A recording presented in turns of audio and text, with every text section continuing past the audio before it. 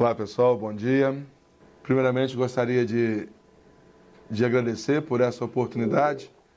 Estar falando com os jovens aprendizes do Espro é um momento único e eu acho de relativa importância para que a gente possa criar um canal de comunicação direto com a superintendência, direto com o executivo que administra e gerencia todo esse grupo, composto por 8 filiais, uma matriz e mais de 50 polos espalhados no país. O tema de hoje, e o que foi pedido para que eu pudesse falar com vocês, era para comentar um pouquinho sobre a minha carreira, a carreira do executivo hoje, que é responsável pela gestão do Espro. Primeiramente, falar um pouquinho do meu currículo. Meu nome é Cláudio Oliveira, eu tenho 52 anos, sou formado em Economia pela Faculdade de Ciências Econômicas do Triângulo Mineiro, na minha cidade natal, em Uberaba, Minas Gerais. Além da formação superior em Economia, eu sou pós-graduado em Análise de Sistemas pela Universidade de Ribeirão Preto, UNAERP. Sou pós-graduado em Gestão Econômica e Administração Financeira pela USP de Ribeirão Preto. Sou pós-graduado em Pedagogia pela Universidade de Uberaba, a Uniub, e tenho mestrado na área de Ciência da Informação pela PUC de Campinas. Então vocês observam que eu tenho uma formação bem eclética, bem diferenciada, né?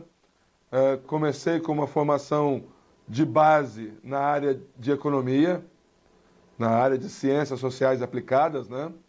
E depois fui perfazendo o meu caminho de acordo com a minha trajetória profissional, ora dando ênfase à área de Tecnologia da Informação, ora dando ênfase à área de Gestão Econômica, ora dando ênfase à área pedagógica, e vocês vão entender o motivo dessa área pedagógica, hora que eu comentar um pouquinho sobre o meu histórico profissional.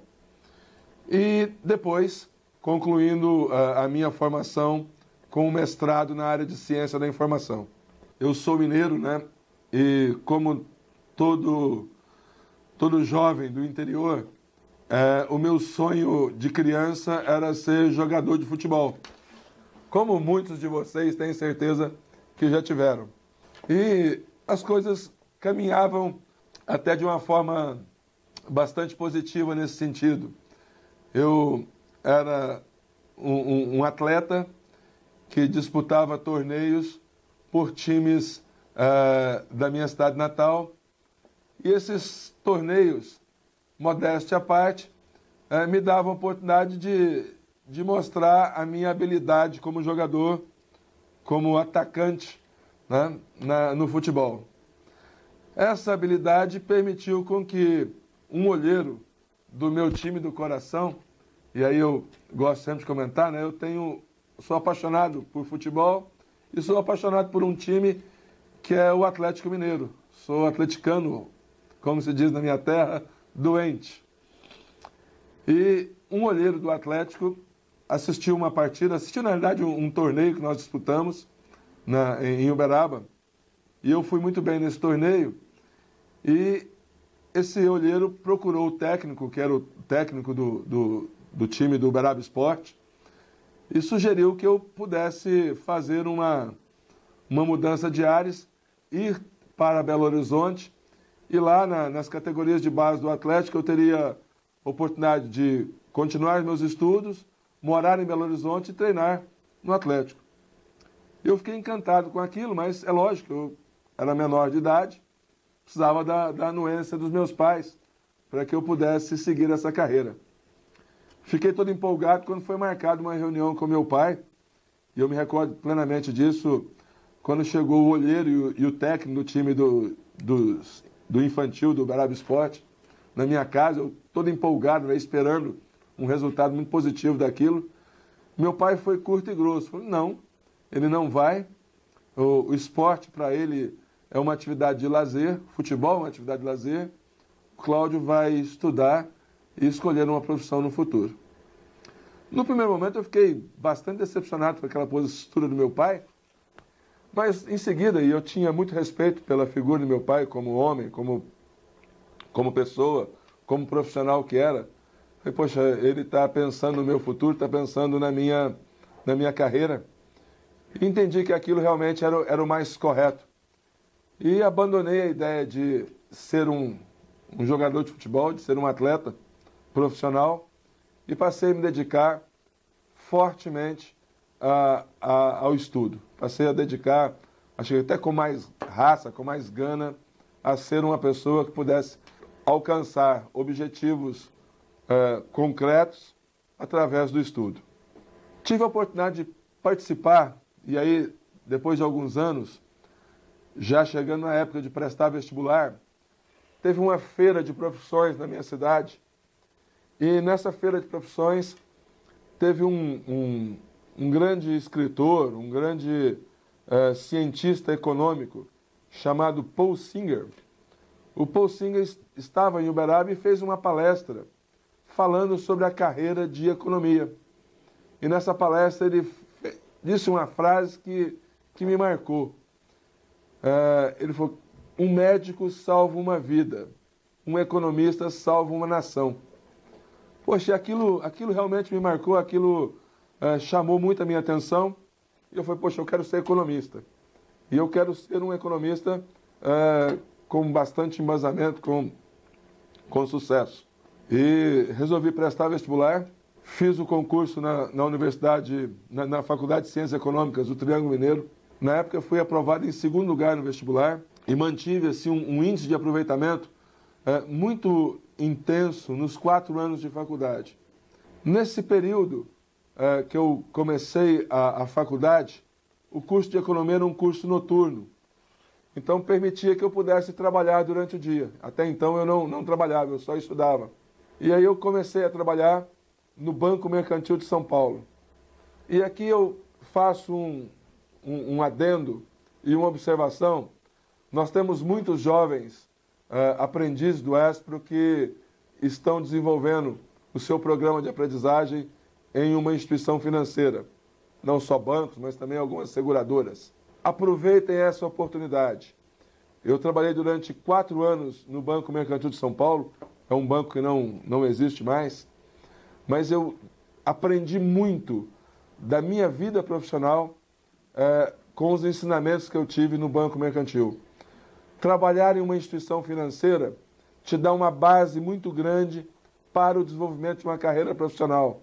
Até porque os bancos exigem e fazem com que os seus colaboradores sigam normas muito bem definidas com relação à postura, com relação à ética, com relação a processos, principalmente. E isso acabou sendo introjetado, né, na minha cultura profissional.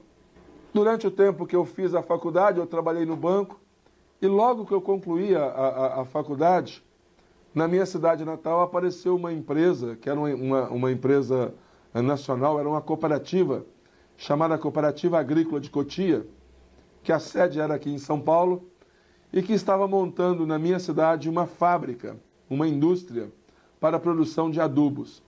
A fábrica estava em fase de implantação, mas eu fui convidado a entrar nessa empresa para atuar na área de custos, como um analista de custos. Achei que aquilo era importante, até porque tinha tudo a ver com a minha formação como economista. Só que, durante a minha formação como economista, ainda de uma forma muito incipiente, porque naquela época não era uma realidade como é hoje, eu comecei a trabalhar com informática. Assim, coisa muito ainda iniciante. Eu tinha muita facilidade com matemática e tinha muita facilidade com lógica. Uma coisa que desde a época do ensino fundamental e médio, eu sempre tive facilidade. Então eu aprendi a programar em BASIC. E na economia, o curso de economia é um curso que tem matemática muito forte. Você vê matemática quase que no mesmo nível da engenharia. Você tem cálculo 1, cálculo 2, cálculo 3, tem análise numérica. Então isso é uma base matemática muito forte para que você possa desenvolver dentro do curso de economia. E eu tinha colegas que tinham aquelas calculadoras financeiras e calculadoras científicas que precisavam ser programadas. E eu, na época da faculdade, aprendi a programar em Basic e eu fazia uns bicos fazendo programa de computador, esses programas em Basic, para essas calculadoras. Quando eu fui sair do Banco Mercantil e fui para a Cooperativa de Cotia, a cooperativa, como eu disse, estava num processo de implantação de uma fábrica em Uberaba. E nesse processo de implantação, eles estavam encontrando muita dificuldade de levar o sistema que rodava em equipamentos de grande porte para a unidade industrial que funcionava numa área, no perímetro da cidade, não funcionava dentro da cidade, era no distrito industrial, e tinha uma dificuldade muito grande de sistema de comunicação naquela época. Para vocês terem uma ideia, a comunicação era feita através de rádio, e havia-se um sinal muito ruim, a qualidade da comunicação era péssima, então não tinha como os terminais da empresa se comunicar com os terminais da matriz. Então a decisão corporativa naquela época foi que houvesse um processo de downsize e que todos os sistemas que rodavam em mainframe passassem a rodar em equipamentos de pequeno porte. E eu tinha acabado de entrar na empresa, eu entrei na empresa em junho de 87, e quando foi em agosto, eu recebi um convite para participar de um projeto, esse projeto downsize. Então eu viria para São Paulo, iria morar aqui em São Paulo, e junto com a equipe de tecnologia da cooperativa, nós podemos desenvolver um sistema que pudesse ser implantado nas unidades industriais sem a dependência do sistema central. E nós passamos 3 anos e meio desenvolvendo esse sistema. Eu fiquei aqui em São Paulo durante aproximadamente 4 anos. Nos primeiros 3 anos nós desenvolvemos o sistema. Isso foi muito bom para a minha carreira profissional também, porque eu tive a oportunidade de conhecer tecnicamente todas as áreas. Tinha um sistema de compras, eu tinha que conhecer como é que funcionava o departamento de compras. Tinha um sistema de RH, eu tinha que entender como é que funcionava um sistema de RH. Tinha um sistema de contabilidade, um sistema financeiro, um sistema de controle de estoque, ou seja, eu tinha que conhecer as áreas da empresa para poder apoiar o desenvolvimento dessas aplicações. E depois de pronto esse processo, o sistema desenvolvido, eu fiquei durante 1 ano implantando esse software nas unidades industriais da cooperativa. Eu fiquei praticamente 1 ano rodando o Brasil todo, tendo a oportunidade não só de implantar, mas de fazer a formação técnica dos profissionais que atuavam com aquele sistema. Terminado esse período, eu voltei para Uberaba e assumi a coordenação da área de tecnologia da informação da cooperativa. Nessa época, até por conta desse trabalho, eu fui convidado pela Universidade de Uberaba a começar como professor no curso de Tecnologia em Sistema de Informações daquela universidade, e eu era professor da disciplina de redes de computadores. E ali eu comecei uma nova carreira, a carreira de docente, né? E isso para mim foi um ponto muito importante, muito marcante na minha vida. E comecei a ser professor em 1990. Quando foi em 94, a cooperativa de Cotia fechou. Na época do governo Collor, houve uma série de mudanças no regime de gestão das cooperativas, e a cooperativa de Cotia, que era a maior cooperativa da América Latina, ela fechou, e eu procurei o reitor da Universidade de Uberaba e disse para ele que eu estava deixando a cooperativa e que gostaria de me dedicar exclusivamente à área de educação. E recebi dele a seguinte informação: olha, você vai vir para cá como um professor pesquisador. Além de aulas, você também vai trabalhar no desenvolvimento de projetos voltados para a educação à distância e geoprocessamento. Então eu comecei a trabalhar com atividades acadêmicas em sala de aula, e aí não só mais no curso de Sistema de Informações, eu já dava aula para o curso de Administração, dava aula para o curso de Sistemas de Informação, de Ciências Contábeis, para o curso de Engenharia, sempre com disciplinas voltadas para a área de Tecnologia da Informação. Então, Gestão da Tecnologia da Informação, Administração de Sistemas de Informações, Sistemas de Informação aplicado à gestão e ao negócio, várias disciplinas.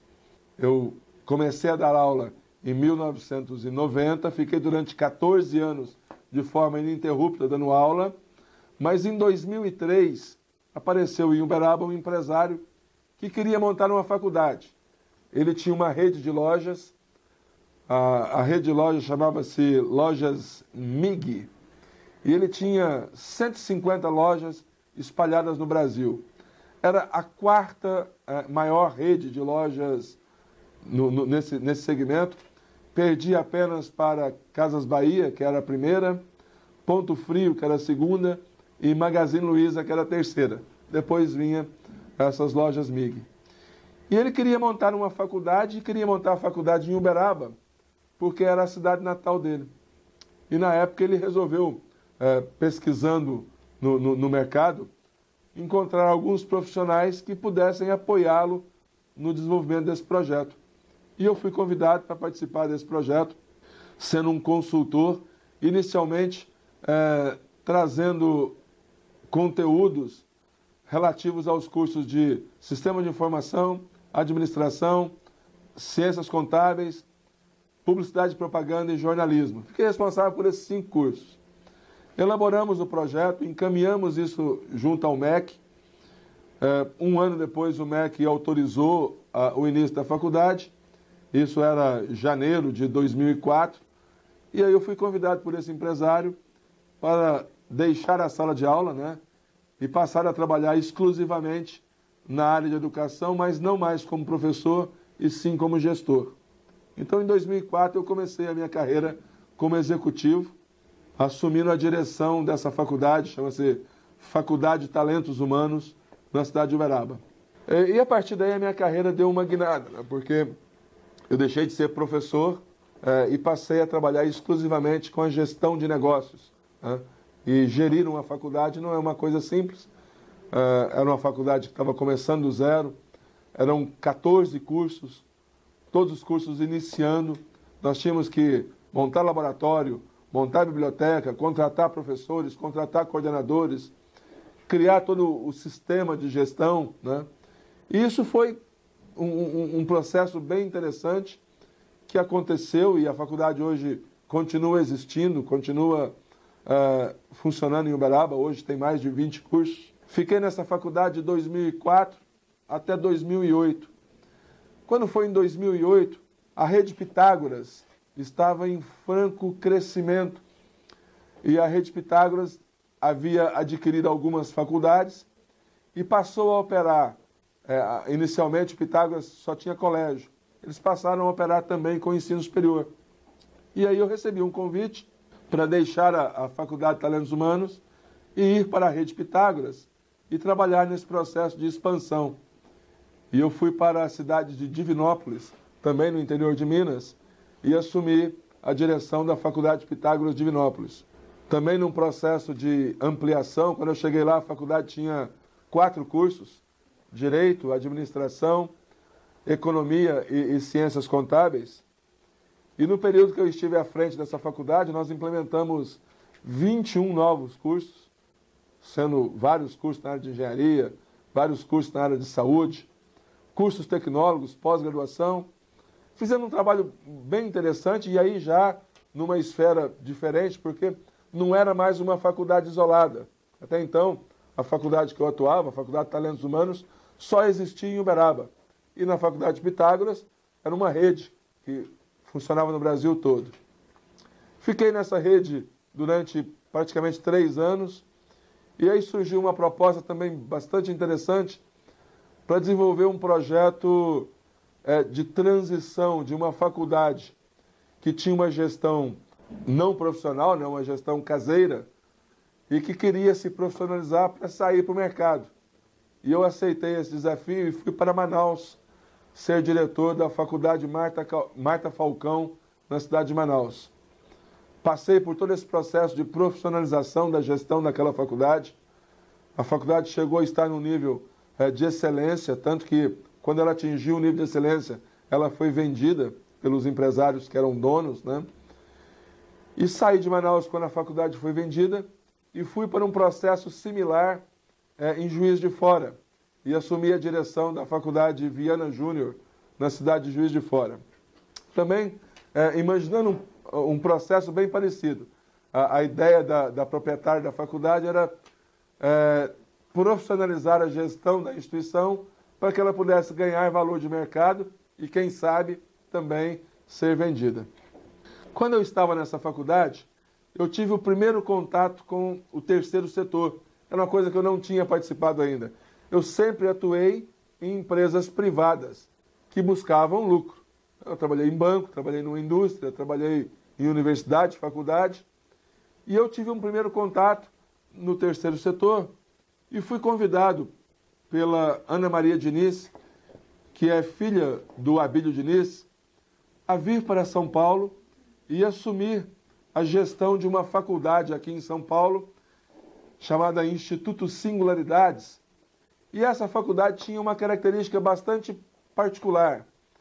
Ela tinha cursos voltados somente para a área pedagógica, cursos voltados para a formação de professores. Então, curso de pedagogia, curso de licenciatura em letras, licenciatura em matemática. E a ideia era tornar essa faculdade autossustentável. Até que chegou um negócio importante na minha vida. Eu completei 50 anos. E quando eu completei 50 anos, eu falei, poxa, eu sempre trabalhei para os outros. Eu quero ter o meu negócio, eu quero ter a minha empresa. Então, no começo do ano de 2013, eu resolvi deixar a minha atividade acadêmica de gestão e resolvi montar a minha empresa. Eu tenho uma esposa que é dentista, eu tenho uma filha que é dentista, eu tenho um genro que é dentista. Então, eu achava que seria importante montar alguma coisa na área da saúde e que eu pudesse colocar toda a minha família trabalhando comigo. Então, montei uma clínica odontológica aqui em São Paulo e falei, bom, agora eu tenho o meu negócio, eu tenho a minha empresa, eu tenho aquilo que eu entendo que vai ser o meu futuro, eu vou voltar para o mercado de trabalho. E aí fui convidado pelo ESPRO para assumir a superintendência geral e desenvolver um trabalho muito parecido com o que eu havia feito nas outras instituições. Primeiro, trabalhar com o profissionalismo das áreas, né? O ESPRO tem 530 colaboradores, 8 filiais, 8 departamentos administrativos distintos, né? E precisava haver uma reorganização, uma reestruturação para que a empresa pudesse caminhar na condição de crescer.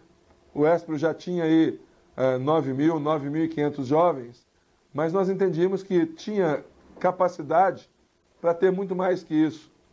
Nós tínhamos capacidade de ser uma referência no Brasil como instituição formadora de jovens aprendizes. Então nós viemos com esse projeto e acho que o projeto tem caminhado de forma bem interessante, né? Os resultados falam por si só. Hoje nós temos uma rede com mais de 11.500 jovens ativos no momento. É uma empresa que tem 550 colaboradores, que está atuando praticamente em todo o território nacional. Nós temos 64 polos ativos, entre polos e filiais. Temos uma perspectiva de crescer e o nosso objetivo, nossa meta é chegar ao final de 2017 com 12 mil jovens. Nossa expectativa para 2018 é chegar em 14 mil jovens e em 2019, 15 mil jovens. Então temos uma proposta de trabalho bastante transparente, uma equipe interna bastante aderente às nossas metas, aos nossos projetos, e o ESPRO tem tido, felizmente, um sucesso grande naquilo que se propõe a fazer. Eu li um livro uma vez e recomendo a leitura desse livro para todos vocês, que chama-se Alice no País das Maravilhas. Tá? Alice no País das Maravilhas não é um conto infantil. Alice no País das Maravilhas é um livro que tem uma série de ensinamentos e o mais importante deles diz o seguinte: para quem não tem um caminho, um destino, qualquer caminho serve, né? Coloquem na cabeça de vocês, é importante que vocês tenham uma meta, que vocês tenham um objetivo, que vocês possam pensar fora da caixa, estabelecer prioridades, estabelecer aquilo que vocês querem conquistar ao longo da carreira profissional de vocês. Então, se você tem uma meta, se você tem um objetivo, se você tem um destino, não é qualquer caminho que vai servir para que você possa consolidar e chegar nesse objetivo. Segundo, não vou dizer conselho, mas orientação. Estudem, tá? O estudo é fundamental para que vocês possam criar bases para o seu desenvolvimento profissional. Não deixem de estudar. Concluiu o ensino médio, partam para a faculdade. Terminou a faculdade, façam a pós-graduação. E se for necessário, faça uma, faça duas, faça três. Habilitem-se em diversas áreas, sejam profissionais ecléticos. Busquem o mestrado, busquem o doutorado. Ou seja, busquem oportunidades que possam permitir o desenvolvimento profissional de vocês e que vocês possam conseguir concretizar os seus sonhos. Nada melhor do que objetivo, vontade e conhecimento para que você possa conquistar os seus sonhos. Tem um provérbio chinês que fala que um jovem aprendiz uma vez procurou Confúcio e perguntou para ele, o que eu preciso para ser feliz? E aí Confúcio, com toda a sua inteligência e conhecimento, disse o seguinte, para você ser feliz, faça aquilo que você gosta. E aí o aprendiz voltou e falou assim, mas eu não necessariamente estou fazendo aquilo que eu gosto. Como eu posso ser feliz? Então Confúcio falou o seguinte, ame aquilo que você faz. Então eu tenho isso também como uma coisa importante na minha vida. Eu sou apaixonado por aquilo que eu faço. Eu, enquanto fui professor, eu fui apaixonado pela carreira docente. Eu, enquanto fui executivo na área de educação, eu fui apaixonado pela área de educação e pela área de gestão em educação. Hoje eu estou à frente do ESPRO e sou gestor de uma empresa do terceiro setor. Eu sou apaixonado por aquilo que eu faço. Eu sou apaixonado pelo trabalho que o ESPRO desenvolve. E isso é o que me motiva a sair todo dia da minha casa e vir para cá e falar assim, eu vou dar o melhor do meu lado profissional, eu vou dar o melhor do meu lado como pessoa para desenvolver o meu trabalho e com o desenvolvimento do meu trabalho poder contribuir para que a minha empresa possa crescer. Então são essas as dicas, as orientações que eu passo para vocês. Então, falando um pouquinho da minha carreira, acho que deu para fazer um overview nesses, hoje, 27 anos de carreira, né? E estou à disposição de vocês para responder alguma pergunta que vocês acharem pertinente.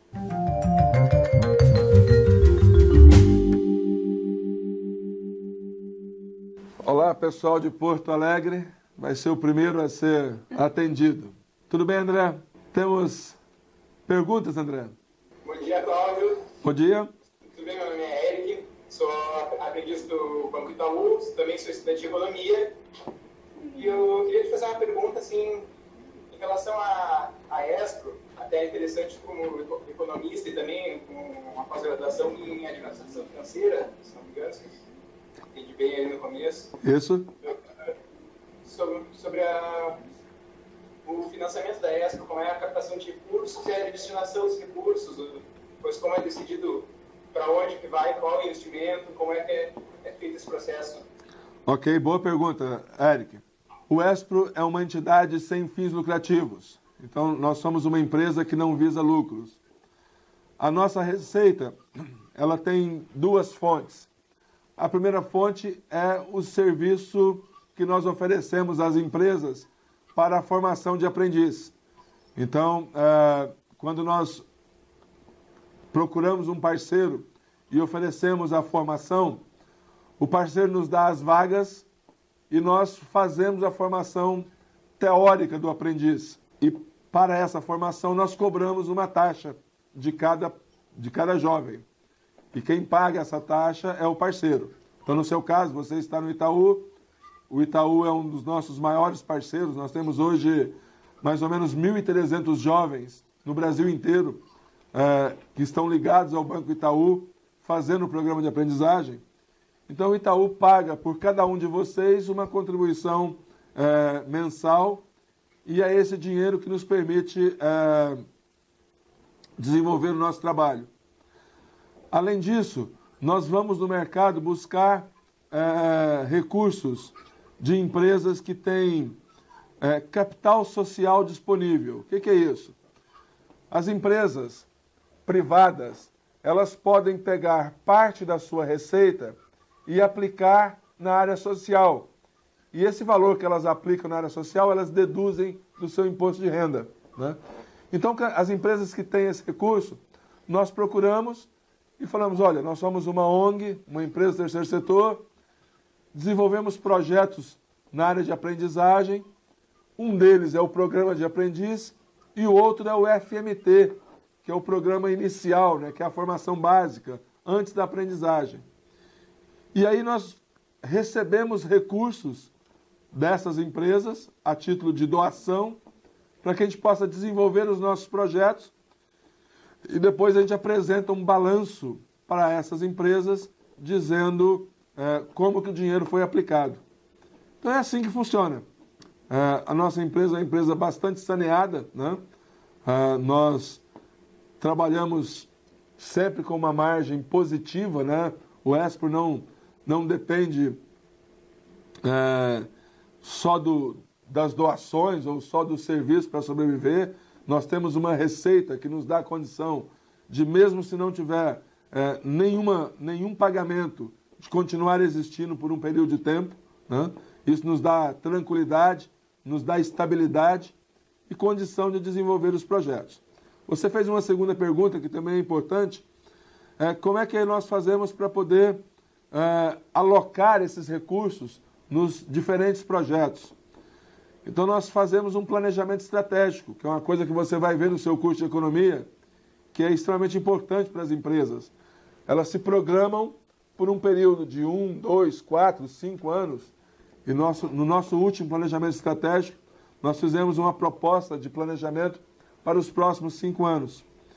E elencamos 2 projetos para que nós pudéssemos desenvolver e investir. O primeiro projeto foi um investimento na área de tecnologia da informação. Nós estamos atualizando todo o parque tecnológico do Espro, então computadores, não só das áreas administrativas, mas também dos laboratórios, né? Então, ao longo desse ano de 2016, nós vamos reequipar todo o nosso parque tecnológico. Estamos investindo na atualização do nosso sistema de informações, que é um sistema pesado, né, para atender a gestão do Espro como um todo. E a outra área que nós optamos por fazer o investimento é a área educacional do Espro. E essa área educacional nós dividimos esse investimento em algumas etapas. A primeira delas é na criação de novos materiais didáticos. Quem aí fez FMT esse ano vai dar prova disso, que o FMT é um livro novo que foi criado para a turma de 2016. Estamos refazendo todo o material didático dos cursos de aprendizagem. Nós temos hoje 9 cursos de aprendizagem, estamos refazendo o material didático de todos eles. Estamos investindo em novas tecnologias, trazendo novos recursos pedagógicos, como games, como ferramentas de educação à distância, para melhorar a qualidade da nossa formação. Então, esses foram os 2 projetos que foram aprovados pela gestão do Espro e autorizados pelo Conselho Diretor para que a gente pudesse dar andamento nesses próximos anos.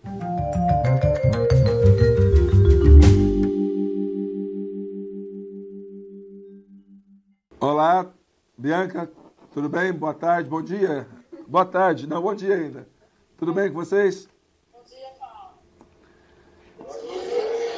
Bom dia, pessoal de Campinas, onde eu tenho uma saudade muito grande. O meu mestrado foi aí em Campinas, uma cidade maravilhosa, bastante calorosa na recepção, principalmente dos mineiros. Bom dia, Megiel, trabalho na Eletro. Eu tenho uma pergunta assim. Como você queria ser jogador de futebol, teve muitas dificuldades no decorrer da sua vida. Qual foi a mais complicada?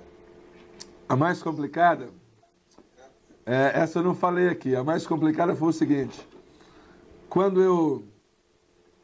eu entrei na faculdade, eu tinha 18 anos. E aí eu conheci a mulher da minha vida, né? E resolvi me casar. E aí eu me casei com 18 anos.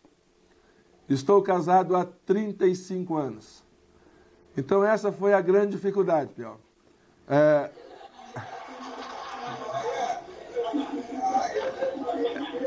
Essa foi a grande dificuldade.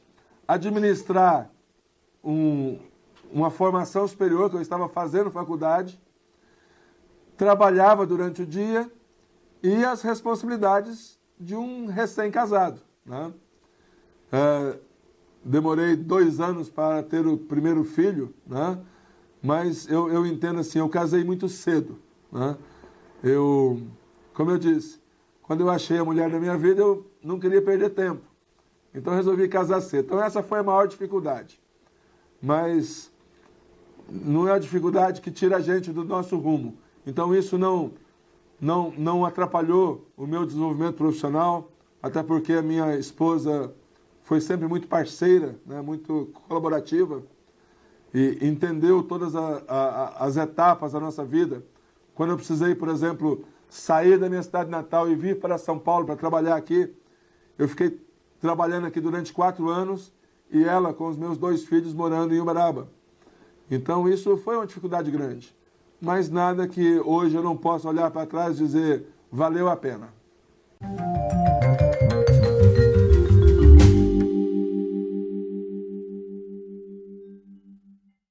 Alô, pessoal de Recife. Bom dia. Olá. Recife é a única filial do ESPRO que eu ainda não conheci. Tenho um compromisso com a Marcela de conhecer ainda esse primeiro semestre. Ficou um pouco em dúvida com relação a Guinada na sua formação, né? Você tentou ser jogador, salvo engano, você fez economia, estudou economia, e é uma área bastante técnica, né? Eu queria saber qual foi o momento que você decidiu ou descobriu que sua área era mais voltada para a educação, se você encontrou dificuldade nessa área, ou o que fez você mudar, enfim. E você desse uma variada nas nossas ideias sobre isso. Ok. Então, o que aconteceu? Eu não sei se vocês conseguiram ouvir. Eu participei de um evento na minha cidade, que era um evento para pessoas que estavam prestes a prestar vestibular, que falava sobre carreiras. E eu ouvi um economista chamado Paul Singer falar sobre economia. E quando ele falou, ele fez um texto, fez uma apresentação muito interessante, e no final ele concluiu com a seguinte frase: um médico salva uma vida, um economista salva uma nação. Aquilo me marcou muito. E eu achei que fazer economia seria assim, muito importante para a minha vida profissional. Eu me identifiquei com a área de economia. E fiz um curso assim, com bastante dedicação. Eu estudava muito. Economia é um curso que exige muito matemática. E eu tinha muita facilidade com matemática. E os meus colegas de curso pediam frequentemente para que eu pudesse dar aulas particulares de matemática, de estatística, física. E eu estava sempre fazendo esse trabalho de aulas particulares. Depois disso, quando eu terminei a faculdade, eu comecei a atuar na área de tecnologia da informação. Fiquei um tempo grande trabalhando só na área de TI, e aí sem oportunidade de dar cursos, de dar palestras. Até que quando eu voltei para Uberaba, precisava de um professor no curso de Sistemas de Informação. E eu fui convidado. Isso era 1990, e eu fui convidado pela Universidade de Uberaba para ser professor desse curso. Foi quando começou a minha carreira como docente. Então foi essa transição. E uma coisa que eu falo para os nossos instrutores, né? A melhor forma de você aprender alguma coisa é você estudar para ensinar aquilo. Tá? Então, quando você vai ensinar, você precisa ter domínio completo. Para você ter domínio completo, você precisa estudar, conhecer profundamente, buscar várias ideias, né? Vários pensadores. Então, isso foi muito importante na minha carreira como docente. Eu sempre estudei muito e apaixonei pela área de educação. Eu não fiz curso de pedagogia, mas eu tenho só uma pós-graduação na área de pedagogia, mas eu me apaixonei por essa área.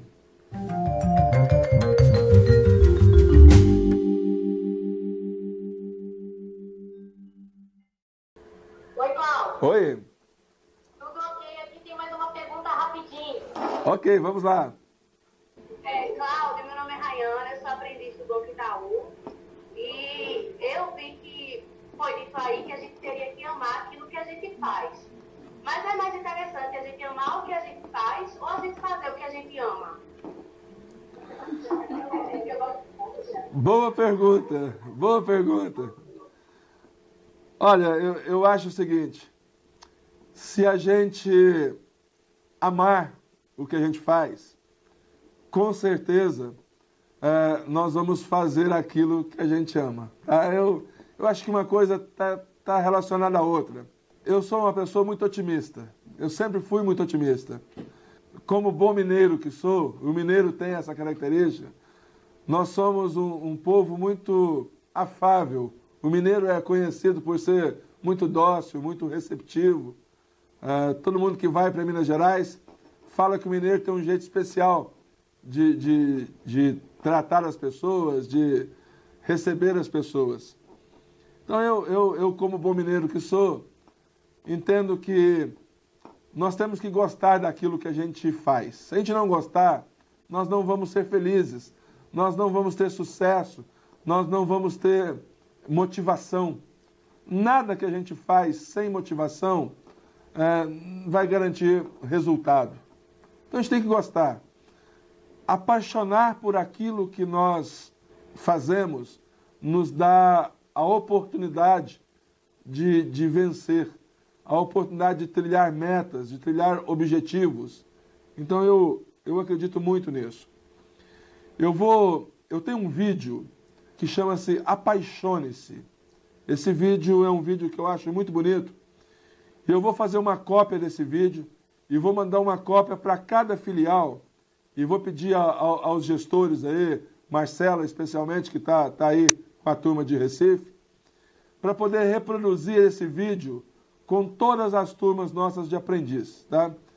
Esse texto é um texto que eu acho maravilhoso e fala sobre a importância de você se apaixonar por aquilo que você faz. Então eu me comprometo a mandar para todas as filiais esse vídeo, ok?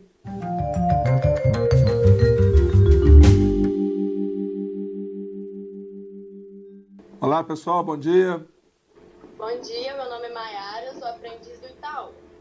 A pergunta que eu quero te fazer: qual competência foi seu diferencial e o ajudou a chegar onde está atualmente? Comprometimento. Eu acho que tem algumas competências e algumas habilidades que precisam ser trabalhadas ao longo da nossa vida. Né? E eu digo assim, dedicação, comprometimento, ética, são competências e habilidades que devem ser desenvolvidas diariamente. Nós temos, para poder conseguir alguma coisa, é necessário que a gente estabeleça metas, objetivos.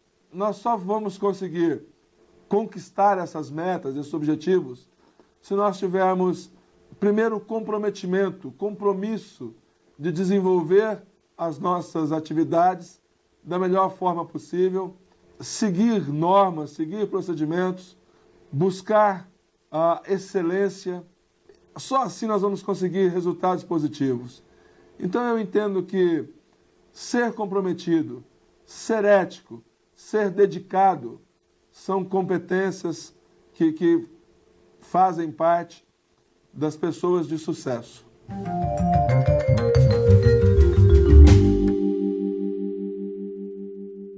Bom dia, Cláudio. Meu nome é Cleniele, eu sou aprendiz do Itaú, do Banco Itaú. E a minha pergunta é a seguinte: durante sua jornada, você se deparou com diversas situações e oportunidades. Se arrepende de algo que aconteceu profissionalmente? Ou gostaria de acrescentar algo a mais nessa carreira? Boa pergunta, gostei. Eu tenho também um pensamento que eu levo sempre comigo. A gente tem que se arrepender das coisas que nós não fizemos, nunca das coisas que nós fizemos. Então eu acho que ao longo desses 27 anos de carreira profissional, eu não me arrependo de nada do que eu fiz. Tudo que eu fiz consciente. Sempre fui uma pessoa honesta, uma pessoa dedicada, uma pessoa ética. Sempre fui um profissional que buscava resolver os problemas na base do diálogo, do entendimento. Ser uma pessoa dócil, uma pessoa que permite o diálogo, isso sempre foi importante. Então eu não me arrependo de nada que eu tenha feito. Das coisas que eu não fiz e que eu me arrependo, talvez ter me dedicado um pouco mais à minha formação profissional. Por exemplo, eu não fiz doutorado, eu parei no mestrado. Talvez eu deveria ter me atentado um pouco mais e dedicado um pouco mais e ter prosseguido na carreira acadêmica e feito um mestrado. Mas, fora isso, não tem nada que me arrependa.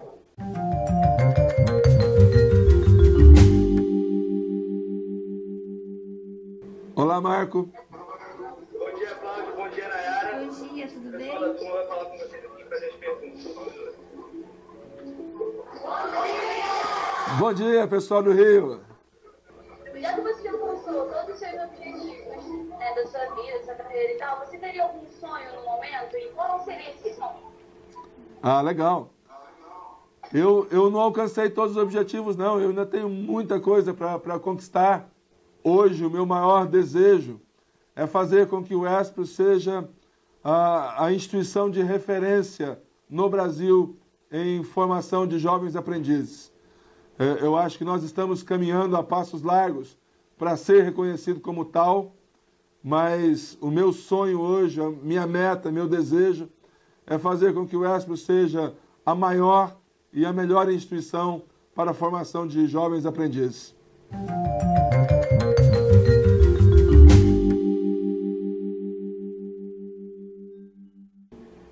Mais uma pergunta? A gente tem mais uma pergunta aqui. Pois não? Bruno, eu falo da refinaria de Manguinhos.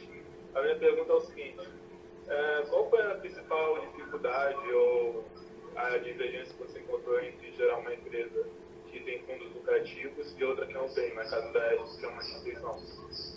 Excelente pergunta. Existe uma diferença muito grande no propósito das empresas, né? Uma trabalha visando ter lucros. E quando uma empresa trabalha visando ter lucros, ela tenta otimizar e canalizar toda a sua energia na perspectiva de dar um resultado positivo. E essa energia, essa canalização, e veja, eu não estou aqui fazendo nenhuma defesa da importância de uma empresa privada, porque é lógico, as empresas, a economia se sustenta pela geração de lucro. A geração de lucro permite que as pessoas possam trabalhar, receber os seus salários e, recebendo os seus salários, poder girar a economia. Então, eu acho importante, sim, que as empresas possam canalizar os seus esforços, possam direcionar as suas estratégias para alcançar lucro. Mas trabalhar no segmento do terceiro setor te dá uma outra visão. É lógico que você não pode trabalhar numa empresa que dá prejuízo, porque se a empresa dá prejuízo, ela não se sustenta, ela vai acabar encerrando as suas atividades. Mas quando você está no segmento terceiro setor, você vê como você pode fazer para contribuir com a sociedade? Como você pode fazer para contribuir com a vida e a melhoria da condição de vida das pessoas, independente de elas serem funcionários ou não? Então esse eu acho que é o grande bem. Eu vou pegar o exemplo do ESPRO que nós fazemos, né? O trabalho no terceiro setor te permite criar condições para que pessoas que têm uma vulnerabilidade maior, que têm uma dificuldade maior, possam iniciar o seu trabalho profissional, iniciar a sua vida profissional.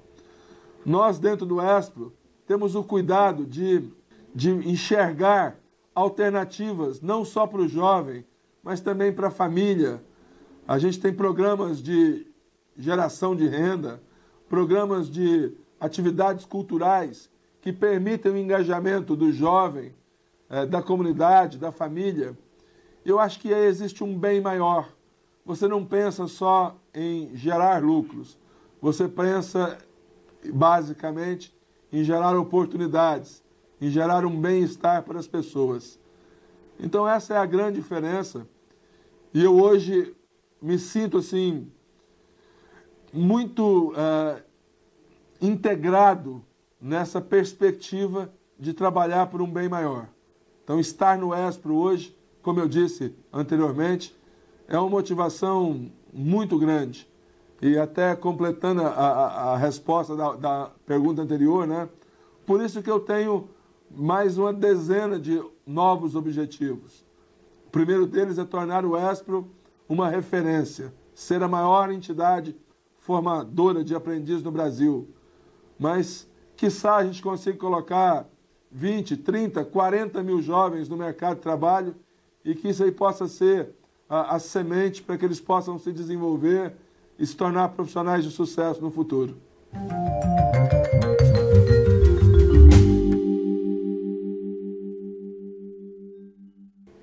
Bom dia, meu nome é Rafael e eu queria saber se, em meio às dificuldades que você passou na sua vida profissional e pessoal, se em algum momento você pensou em desistir.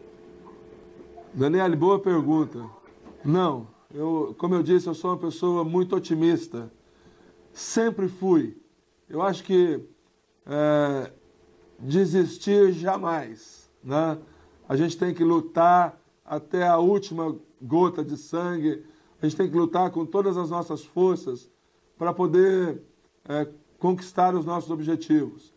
Eventualmente, você pode, às vezes, no momento de dificuldade, ficar desesperado e, às vezes, até não tomar a decisão correta. Mas eu acho que a gente tem que estar sempre pensando em, primeiro, buscar as nossas metas, buscar os nossos objetivos.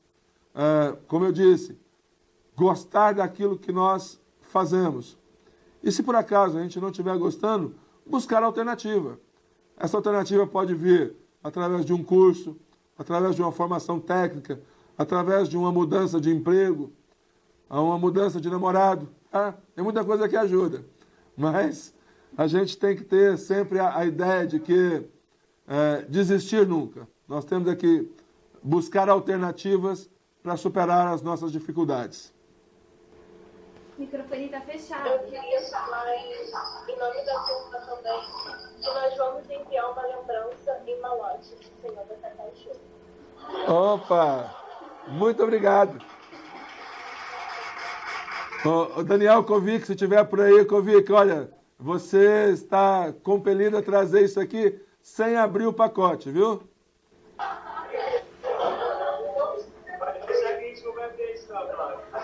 Tá bom. Obrigado, pessoal. Obrigado pelo carinho.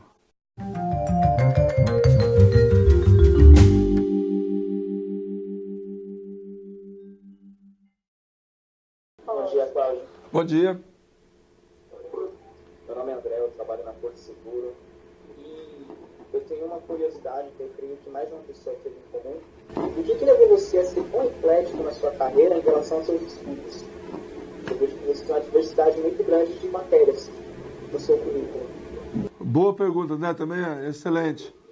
Veja, eu não critico as pessoas que resolvem seguir uma carreira especialista numa única área, tá? Eu acho que cada um tem assim, o interesse e o desejo de se habilitar e se qualificar numa respectiva área. Eu sempre fui muito curioso, eu sempre gostei muito de aprender. Então, a partir do momento que eu comecei a fazer economia, eu enxergava que a economia sozinha não ia permitir que eu pudesse conseguir concretizar as minhas metas como profissional. Por exemplo, eu achava que tecnologia da informação era uma coisa que iria crescer muito e eu precisava conhecer a área de tecnologia da informação. Então, logo que eu terminei o curso de economia, eu fui fazer uma pós-graduação em análise de sistemas, juntando duas coisas que eu gostava muito. Aí, quando eu comecei a fazer o curso de pós-graduação em análise de sistemas, eu percebi que eu precisava ter um aprofundamento maior na questão de gestão econômica.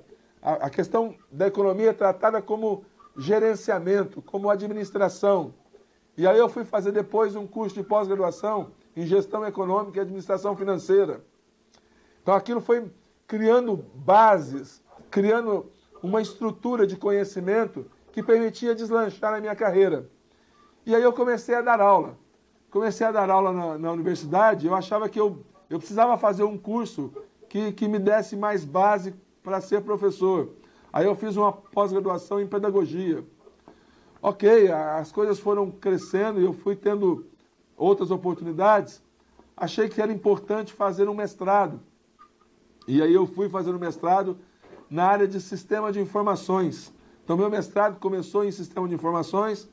Depois da PUC, por uma dificuldade de reconhecimento do curso, nós migramos para o curso de ciência da informação. Então, eu, apesar de ter feito disciplinas no meu mestrado, todas elas voltadas para a área de tecnologia da informação, a minha formação no papel é mestre em ciência da informação. Mas, só para completar, né, eu acho assim, tudo que eu fiz de formação técnica foi tentando ampliar a minha capacidade de atuação na minha carreira. E eu acho isso importante. Então, vai como uma dica para vocês. Se vocês tiverem a oportunidade de estar no mercado de trabalho e ter a possibilidade de atuar num segmento onde você possa agrupar vários saberes, procurem uma formação em cada um deles. Procurem ter conhecimento em diversas áreas. E uma área que eu sempre chamo a atenção, que é importante, conhecer sobre tecnologia da informação. Tá? Eu leio muito, tá? Eu sou uma pessoa que gosta muito de ler. Eu li um artigo recentemente que falava que para um profissional ter sucesso de agora até os próximos 10 anos, ele precisa ter um conhecimento forte na área de tecnologia da informação em 5 coisas. Então eu vou elencar essas 5 coisas para vocês. Uma delas, saber o que é cloud computing. O que é tecnologia de processamento na nuvem. Então isso é importante. Busquem informações sobre isso. A partir de agora, a maior parte das tecnologias que nós temos disponível no nosso dia a dia, seja no escritório, seja em casa, seja no lazer, elas estão baseadas em sistemas que rodam na nuvem. Conhecer sobre administração de dados. O nome técnico disso é Business Intelligence. Um acrônimo que é bastante falado é BI. Então é saber trabalhar as informações, saber usar técnicas e ferramentas que permitam você gerar informações para que você possa tomar decisão. Uma empresa gera um absurdo de dados, mas o dado por si só não vale nada. O que vale são as informações que você pode colher a partir daqueles dados. E a ferramenta que permite você gerenciar esses dados é a ferramenta de BI ou de Business Intelligence. Outra coisa que foi colocada, que é importante que vocês conheçam, é sobre computação móvel. Tá? Hoje, o mercado de trabalho exige que você conheça e tenha informações básicas sobre o que é computação móvel. E computação móvel não é simplesmente o uso do celular, tá? É a integração dos serviços através de celular. Ontem eu estava lendo uma matéria no jornal Estadão, falando sobre a tecnologia do WhatsApp, do Telegram, que é um software parecido com o WhatsApp, que está implementando a partir de agora uma ferramenta que vai permitir você fazer transferência de dinheiro através do Telegram. E o WhatsApp também está desenvolvendo uma ferramenta nesse sentido. Então, quer dizer, a computação móvel, ela vai trazer para nós, com certeza, um volume de oportunidades imensas no mercado de trabalho e no mercado empresarial.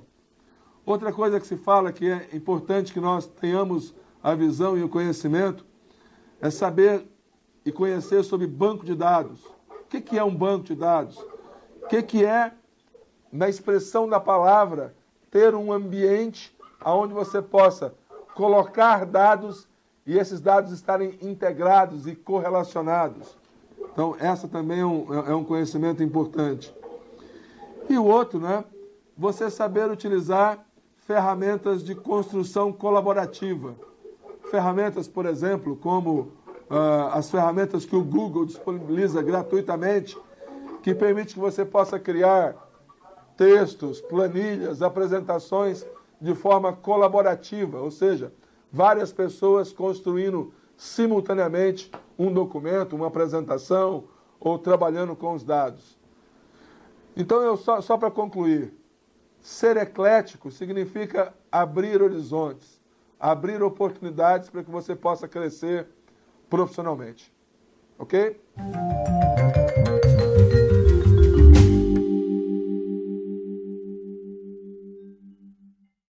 Bom dia, meu nome é Kétia, trabalho na Sodexo do Brasil e eu queria saber como o Expro atua com as pessoas com deficiência, se o Expro bate as metas anuais de pessoas com deficiências inclusas no mercado de trabalho.